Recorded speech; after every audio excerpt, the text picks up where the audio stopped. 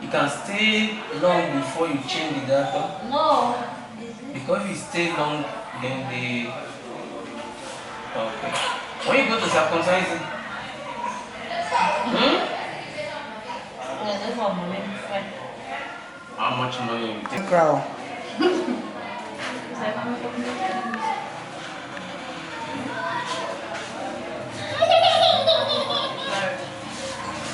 I would do that.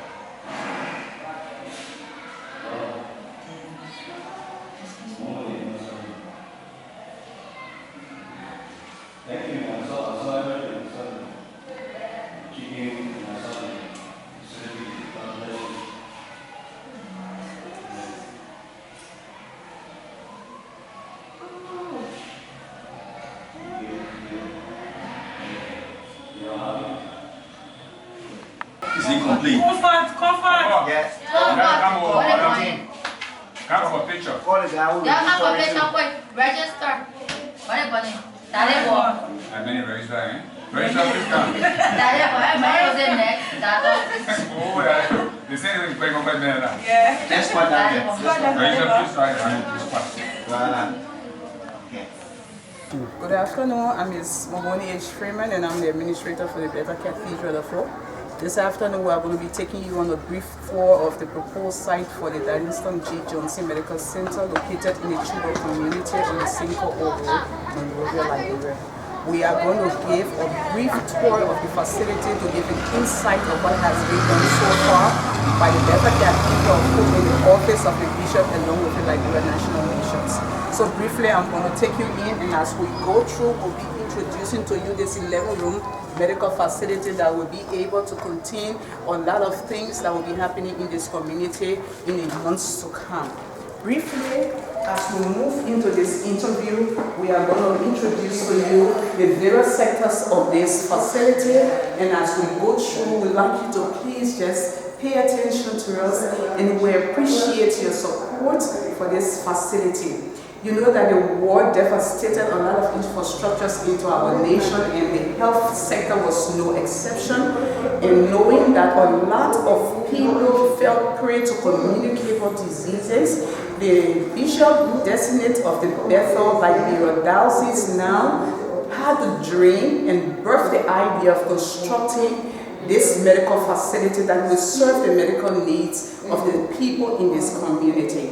This is a densely populated community, and we have very good prospects for this facility in this community. So stay with me as we take a tour now into the facilities that will be presented to you. Where I stand now is the waiting room. It's called the reception of the Darlingston G. Johnson Medical Center. This room will accommodate patients as they come in to go through the registration, the screening vital signs process, And after this room, they will be taken to the next stage. Follow me as we go through the tour.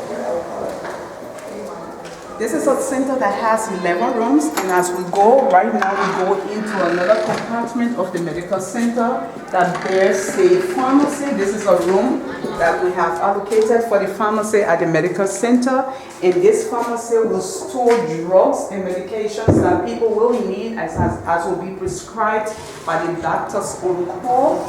This is another room that will be used to collect patient specimens and will be later transported to the bigger laboratory. This is just a mini laboratory that will be used to collect patient specimens.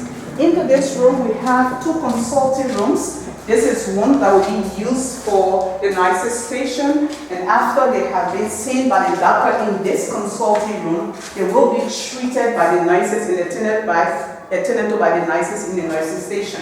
In this consulting room, we have a restroom that will be used by the doctor on call at the time. And then we move on to the other areas of the clinic, into the larger area. This is a corridor that leads into the larger area of the clinic. Into the side of the clinic, we have this area that has been allocated for the emergency center. Patients will enter into this area and they will be screened and treated on an emergency basis. Thereafter, if they have to be referred into the ward, they will be sent into the ward by the doctors and the nurses that will be on call. This is another consulting room for the children. This is a pediatric ward. In this ward, we hold children who will be screened and sent in by the doctors. And this is what we have for the children. Here we have a ward for the men. This is what the men will be. We have in here our materials this is where we keep our materials temporarily, but this is what we have for the men. And this room is going to be used for the women. The ward for the women. And then we have these 2 rooms will be used for the maternity. We have a restroom annexed to these rooms for our maternity center. Right across from the maternity rooms, we have the bigger laboratory that will be used for diagnosing patient specimens. And after that, results will be taken to the doctor's office. We have in this big hall right now 2 bathrooms, restrooms, one for male and another one for the females. We have here this room has been allocated for the records, patients' records, and where we stand will be used as the second nursing station for nurses who will be on call.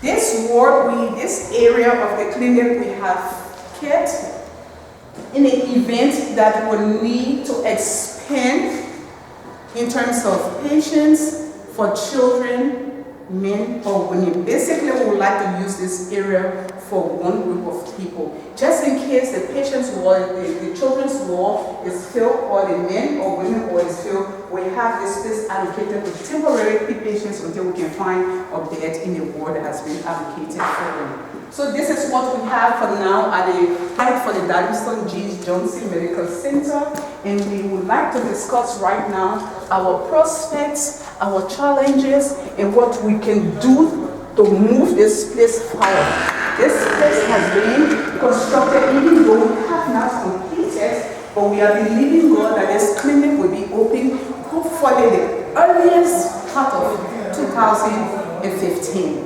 Right now, our challenges. We are faced with funding constraints, and we are believing God that donors will join us and help us in providing whatever we need, the supplies, the equipment, the drugs, and maybe even our start-up capital for the operation of this clinic. This clinic has a very, very, very good prospect. The fact that it's located in this densely populated community on the old road, we are believing God that in no time this clinic is going to expand itself. we are really believing God, and we have seen that, and we know that it's going to happen by faith. We know that God is able to do all things. So we are hopeful that once this clinic is open, it's going to expand, and we'll have the opportunity to add annexes to this clinic. Yeah. As you can see, we are looking for funding in order to complete the fencing of this property. This will help us to secure this property as from those that will be coming in and out. For information we gather, people come here at night, we don't have security. So by putting the fence around the property here, will also help us to ensure that the investment here will be protected and guarded effectively. As you can see, the internal area, I think the administrator already told you everything that needs to be done and everything that we need here. So far, I think this is where we stand. The finishing of the painting, we just need to go over the painting, as you can see, but we can't finish the painting if the fencing is not completed. So this is some of the problem we have so far. Thank you. Elder Sylvie, considering the time that we would like to open this clinic, what we are looking forward to anticipating early January 2015, can you assure us that this project is going to be completed, including the fencing? Obviously, if we have the funding for the fencing, it will take us at least 2 months, 2 to 3 months to put the fence up, depending on the funding if it is available. The only thing we have right now is there's no funding. That's why we are where we are today. Okay, thank you. So let us know what will be your final words. Gratitude to God, gratitude to First those of all, who have been supporting. we want to say thank you to God for the opportunity that He has given to us to reach here, and also extend our thanks and appreciation to the prelate for his financial support and his prayer. Because the first time he came here, when he saw the project from the onset, he was very impressed and he has supported it tremendously. We also want to assure him that his investment will not go in vain, and whatever money he's going to be spending, he will definitely see it be beneficiary to the community and the people of Liberia so far. Thank you. So our viewers would like to say thank you. If you are led in whatever way to support this facility, we would like you to please just contact us at Mamuni H. Freeman, email childchild299@gmail.com, contact number 0886-510-556, or better still, you can contact Elder Silly. His telephone number is 0880-945-245, or you can still talk to our Bishop Designate, Reverend Dr. M. Wolodele, or contact him on wolodele@yahoo.com. Contact number 886-512-376. Whatever you sow into this project, know that you will be helping the needy in this community, restoring the perishing, and winning the lost out of us. We want to say God bless you as you sow into this project, and may your own lives be blessed in Jesus. Before we conclude this interview, we would like to refer to our Bishop Destiny, Reverend Dr. M. Wolodele, who has a word also to include on this interview. We will be discussing with him on the challenges, the prospects for this medical facility. We'll go over now to Reverend Dr. M. Wolodele, Bishop Destiny for the Bethel Liberia Diocese.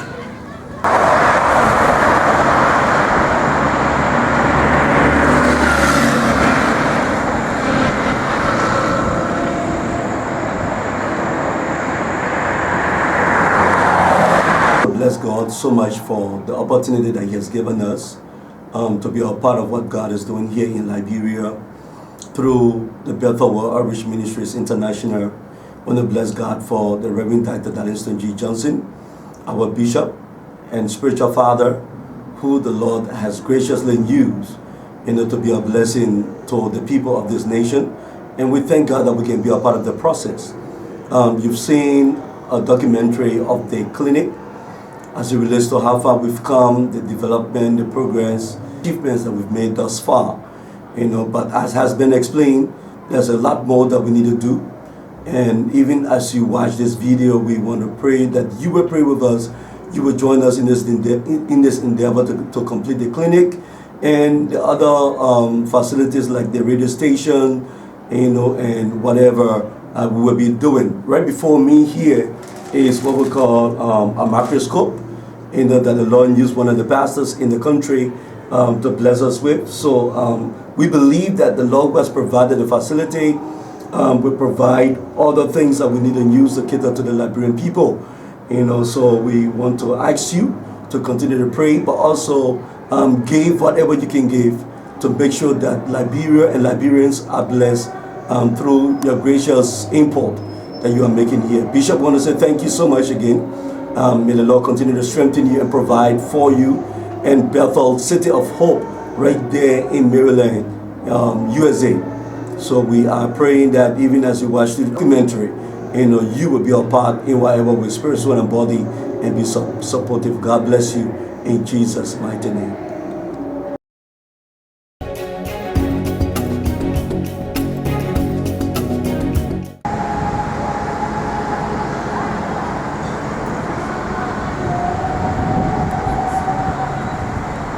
My name is Pastor A. Magi Jala.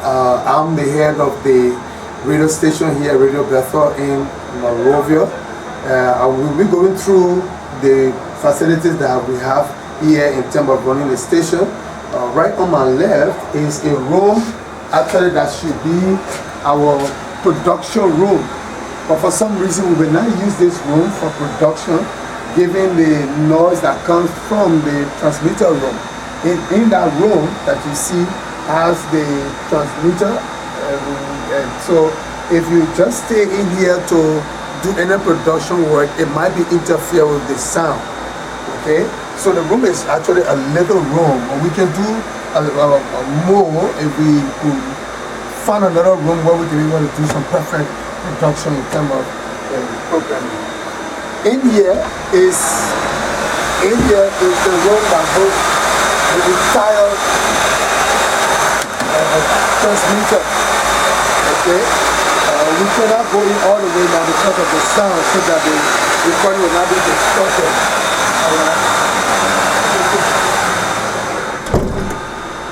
That was the room for the transmitter, and we just leaving the room for our production. As I said, we may not use it. This place here might be used for our administrative work, where we will interact with customers and people who want to have their program on air. Will be right here. Our financial people might be here, where the space is little, so for now we might be managing it. We hope that we had a bigger space where we can be able to set up our administrative structure to help us with our proper coordination of our events. Okay, but then after that, very next door is our studio room. All right, this is the me room, if I should call it. All right, in this room we have a table prepared for people who may come in here for live show. All right, and those who have programs that they have to present and they have to be in the studio. This is the provision that we have made available for them. At least it has 4 microphones. The 4 microphones can be used by 4 or whatever number of persons in this room. Again, the room is a little bit small, but we are managing with what we have. All right, behind this table is the main control area where the person at control will sit down here, all right, and then get on the air, put all of our programs that we have planned to be on the air. Again, the facilities we have here, they are just something that we are all starting with, but don't mind it. They might look small like this, but it is so powerful that it will go as far as into the middle or beyond the middle of Liberia. And we believe by the grace of God that this station, as we have tested it, should reach as far into some area of Bone County. Okay, and so actually what is happening with our production work or on-air work, we have couple of few things that we are still working on. As you can see, the entire facilities that we have, we're still working on completing the studio room. All right, where we're also working on providing the rightful kind of seating for the studio. If you can see, we only have plastic chairs, but by the grace of God, in the shortness of time, as we have our budget approved and sent to us, we will be able to, of course, complete the entire face or structure of what the studio room should look like. But again, because of space, we have to just squeeze up right here and allow most of our staff members to work outside there. Because of our beginning, we will have maybe 3-4 persons actually here working. I'm sure it's going to be a little bit of heavy load, because you can imagine running a morning session, especially right now. We're trying to begin actively our our test transmission broadcast. We started some time ago when the instrument came back from USA, but we had to stop because we did not have the power in terms of current, electricity, to continue running. So we will only be working with a small team of people, maybe 4 persons, who will be able to lead the entire process while we continue or complete our test transmission. Hoping that upon the completion of our test transmission, Radio Bethel 103.5 will be ready to produce and to provide the information by the grace of God that will be able to touch the lives of young people. Because this station, as was envisioned or birthed by our bishop, the bishop, Reverend Dr. Darlington G. Johnson, thank God for the thought and the submission to listening to the Spirit of God, that he wants a radio that will make a difference in Liberia. Not only that Bethel has a radio station, but that this instrument can be used to reconcile young people to God and to make young people, able people, useful people, relevant in providing their contribution to this nation building. And you will agree with me that for the past years, we fought wars in Liberia. It greatly affected young people. So if we're going to have our nation rebuilt and brought back to the status where God wants it to be, we need to go back to see how we can integrate these young people. When then they will come on the air, we air program for them that will be good for their listening, that will inspire them and make their own contribution. So this is how far we've come, and we want to say a special thank you to Bishop Johnson and the entire Bethel World Outreach Ministry for being so thoughtful that if we go now to the young people, empower them, the nation and any nation can be a better place. Again, my name is Reverend A. Maggie Jala. I'm the head of the radio station right now in Bethel, Liberia. The transmitter we have in there, I did not mention, is a 3,000 watt transmitter that should go as far as most of the stations in Liberia. And by the grace of God, by the time we officially start, you will begin to hear real life transforming and life changing programs. I want to say a special thank you again to those who God has touched their heart, that will also join us in programs and in sponsorship to making sure that we reach the young people as this program is intended for. Thank you.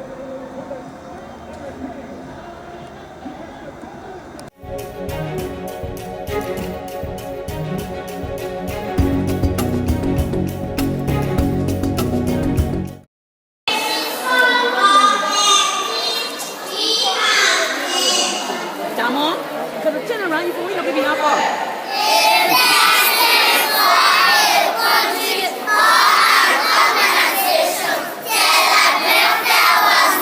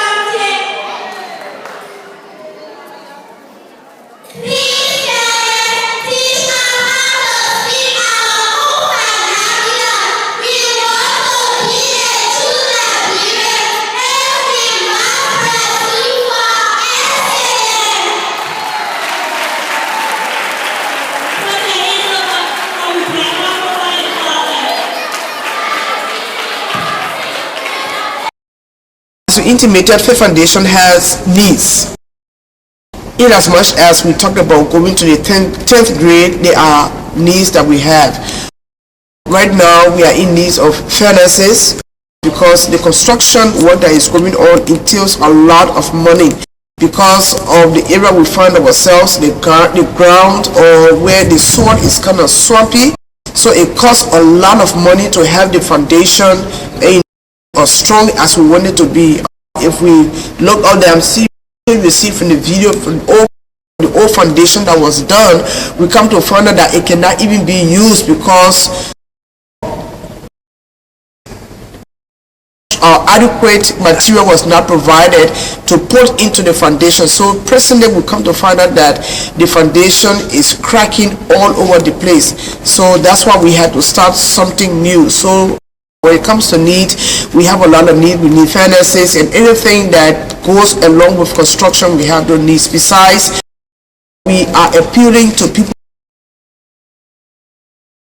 We are appealing to those out there who can help up with scholarship, because there are a lot of students who want to come to school and are not able to afford the amount that is being charged per student to come into school, and these students need to be educated. If you look in our area, you look in Liberia, we find a lot of students who have become, or children rather, who have become breadwinners, so they are out of school. And over the years, we have taken some of these children off the streets, we've placed them in school. Some of them have graduated, some of them are still here, but it has become almost like a burden on us, and we want people to get involved in helping us to make sure that these children get educated, just by providing $300 can send a child to school for the whole year. Or child, $300 can get that child's uniform, can get their books, and even pay their tuition for the whole year. So if anybody wants to be of help, we really appreciate that. Or besides, we need books or school materials. In Liberia, there's nowhere you can go and find educational materials for schools. So we are appealing to those out there who can be of help. Please help us with school materials. We need clay, we need paint, we need color crayons, we need construction papers, anything that a school needs. Those are the things that we need. We need books, especially reading books, phonics materials for the children. We appreciate all of those. So these are some of the needs that we have, and it's a challenge for us because, especially for the preschoolers, to teach them the basic phonics and all of that. We have some materials, but over the years they've gotten old and they are still meaningful, but for the number of students are coming every year, we need more of those. So if we can get some of those things, it will help us to make sure that we are more efficient in the classroom.